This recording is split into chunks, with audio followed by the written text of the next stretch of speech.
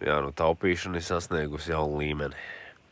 Šitas ir no Renault Master 3. paudzes plusa vats. Un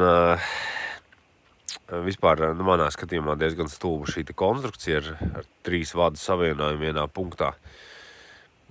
Bet tas vēl būtu pusproblēma. Interesantākais tas, ka te nāk rasnais pluss no akumulātora galā. Un es no sākuma lāgā nevarēju saprast, kāpēc viņš ir, tā kā nav apresēts, bet piemetināts te galā ir. Un beigās izrādījās, ka šis te plusa vats līdz šejienei ir alumīnija, nevis vara. Iepriekš es kaut ko tādu biju saskāries kaut kādos ķīniešu lētajos visādos elektroinstrumentos un tādās vietās, kur taupīšanas nolūkā varš ir aizvietots ar alumīniju. Bet to, ka tas pienāks līdz autobūvei un plusa vats būs alumīnija, tas man bišķi pārsteidz.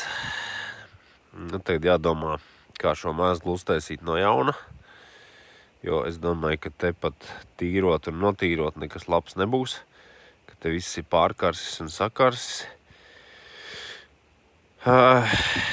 Nezinu pat īsti, jā.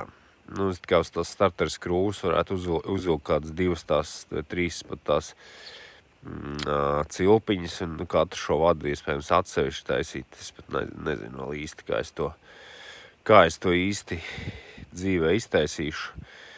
Bet šāds savienojums, manuprāt, nav īpaši konkurētspējīgs, teiksim tā.